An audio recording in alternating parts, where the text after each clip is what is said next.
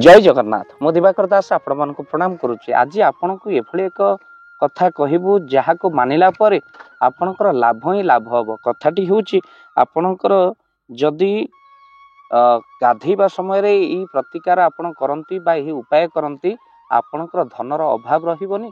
आउ जो माने असुस्थ व्यक्ति जदि से करती से देखिए आस्ते आस्ते सुस्थ हो जाउछंती। केवल गाधेला बेले आपण ये जिनस करिया पड़िबो। जदि शरीर बारंबार आपणकर असुस्थ रहउची धनर अभाव रहउची निश्चिंत भाव में ये उपायटा करंतु। गाधेला बेले उपाय कले आपण निश्चिंत लाभ हम। कौन करिवे गाधेला बेले उपाय मन रखि थांतु। आपण जतले स्नान करबा को जानती शरीर स्नान परे भारी शुद्ध हो जाए आपण को भारी शांति अनुभव करे। पुराना रोगी मानक मध्य गरम पानी रे टिके पोछि दियंतु जो माने पड़ी रहिचंती आउ से मानकु निश्चिंत भाव पोछि। जो मानकर आत्मा मध्य मुख्य पाउनी से मानकु भल के टिके हळदी पानी रे गाधेई देले से मानक आत्मा शरीर भितर पळै जाय। माने बहुत दिन धरि पड़िलेनी से घर सबले परिष्कार परिच्छन्न रखिबे काहे कि ना असना बसना कले से घर रे घांटी होंती जमदूत माने आसंती बहुत दिन से माने पड़ी के रहंते घर परिष्कार परिच्छन्न रखिबे। ता सहित टिके हळदी लगे तां गाधुआ पाधुआ कर देले धरि शरीर रु शीघ्र आत्मा मुख्य पालट जाय। माने घरे पड़ी रहउचंती तांको पे ए कार्य निश्चिंत आपण करंतु। आ सबले गंगा जल टिके टिके तांको पाटी रे दियंतु कहीं गंगा समस्त पाप को नाश कर दे। मनीष पाप कले बहुत दिन भोगवाक पड़े तो निश्चिंत भाव में तो ये कथा करूँ। पुनश्च आपन को कहबू धनर वर्षा होगा सहित आपणकर देह जदि असुस्थ रही भल हो तो कौन करेंगे आप प्रतिकार गाधेवा समय आप बाल्टी पानी आगे उजाड़ी दिंतु।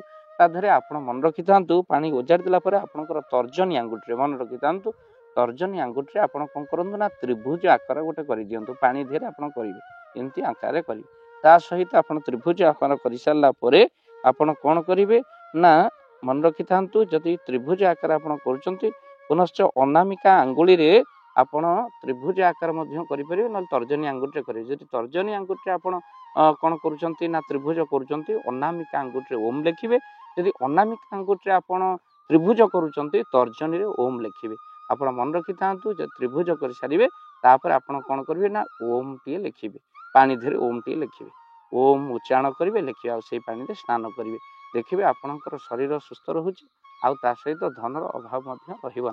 पुनश्च आपन को कही रखें जदि आप सावर रे गाधौंती मगरे पानी नहीं जिवे ये आपणकर अनामिका आंगुली रे त्रिभुज टी करेंगे ताधे ओंकार टी लिखिए तर्जनी आंगुठी ओम लिखिए तापर ताकू प्रथम गाधे सारापर ढाई सारापर आपड़ कौन करेंगे सावर लगे गाधे पारे। निश्चिंत एक कथा करूँ आप निश्चिंत धनर बढ़िया सहित कल्याण निश्चिंत भाव हम। यह 100% ग्यारंटी सरकार कहूँ कहीं अनेक लोक परीक्षा कर आमको ये कथा कही आम कहूँ तो निश्चिंत आप मानतु।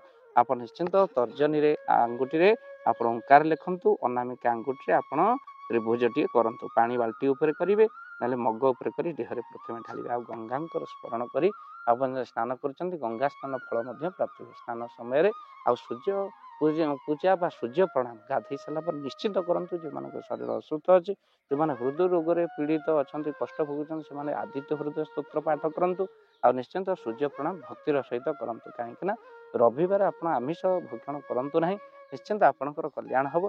आउ ये वीडियो को बहुमात्रा शेयर करूँ हुए तो आम कथा को मानी कौन लोक प्रतिकार कले निश्चिंत भी लाभ हम। वीडियो को स्टाटस रखुँ आपण ग्रुप रे थिबा लोक निश्चिंत आपण कांटेक्ट रे थिबा लोक निश्चिंत उन्नति हो। जय जगन्नाथ जय पंचशखा। जय जगन्नाथ। धन अर्जने धर्म करी धर्मे प्राप्त नरहरि।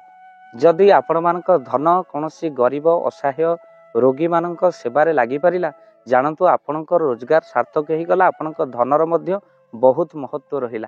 तो आज आपण माने जदि चाहूचंती आपणकर से धन महत कार्य लागू जेमिति कि आमे गोटे आम्बुलांस करिचु जो आम्बुलांस प्रतिदिन किछि असहाय रोगी मानक मेडिकल रे पहुंचाए किछि गरीब अनाथ शिशु मानक मध्य आमे वस्त्र दान करू किछि रोगी मानक पाखरे पहुंचू जो माने बहुत रोगरे पीड़ित से मानक पाखरे आमे किछि अर्थ आ गरीब लोक मानकू सहायता प्रदान करू।